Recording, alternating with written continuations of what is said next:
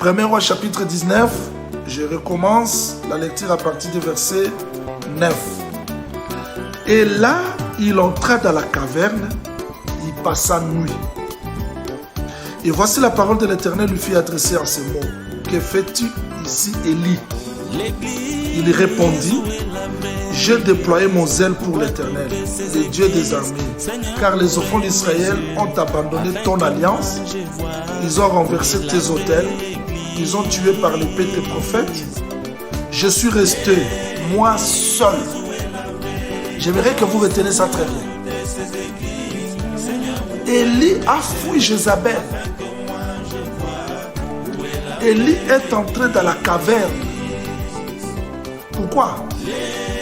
Il se croyait seul.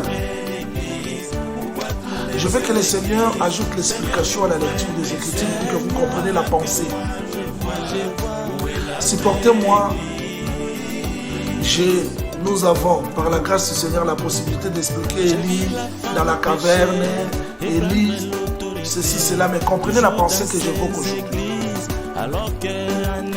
Élie se croyait seul.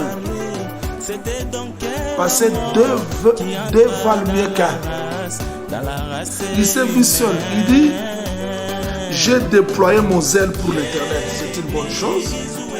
Il est Dieu des armées, car les enfants d'Israël ont abandonné ton alliance.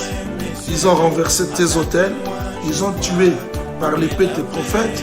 Je suis resté moi seul. Et ils cherchent à m'ôter la vie. Regardez l'esprit qu'Élie avait. Pour Élie, il est resté seul. Il n'y avait personne.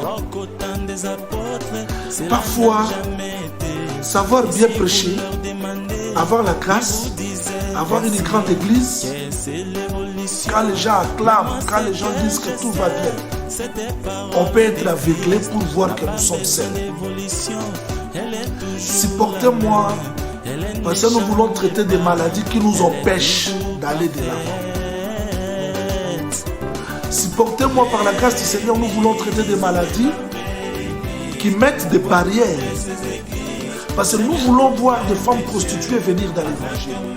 Nous voulons voir des gens sans obstacle venir dans l'évangile. Mais il y a d'autres obstacles qui nous empêchent de mettre des barrières, de condamner les gens. On a condamné les gens qu'on n'a jamais enseigné. On a traité les gens incrédules qu'on n'a jamais prêché.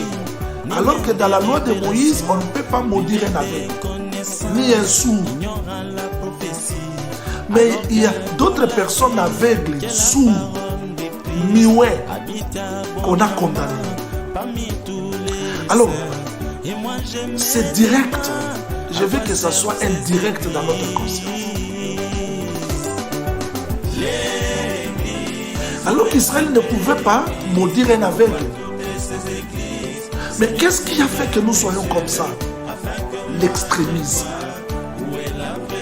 On a cru que tout s'est arrêté à nous. Et le prophète Élie se retrouve dans la caverne, alors que sa place n'était pas la caverne. Dieu dit non, Élie. Élie, il y a encore 7000. Est-ce que nous pouvons avoir l'humilité de croire que dans toutes ces églises-là, il y a des enfants de Dieu? Comment devons-nous nous comporter et comment présenter l'évangile? Parce qu'aujourd'hui, on n'a plus des évangélistes, on n'a plus l'amour de Dieu. Tout cela, c'est l'extrémisme. L'extrémisme a poussé les gens à voir qu'ils sont au sommet. Cet esprit-là de l'extrémisme, Élie se trouvait dans la caverne alors que sa place était sur la montagne. Il est venu de la montagne parce que c'est là que le feu était descendu pour consumer l'offrande. Alors son problème n'était pas de rester là dans la caverne. Il est monté pour demander la pluie. Vous voyez ce mouvement-là dans la personne du Seigneur Jésus-Christ. Après Golgotha, il devait monter encore sur la montagne. C'est-à-dire le ciel plié pour que la pluie qui est le Saint-Esprit descende.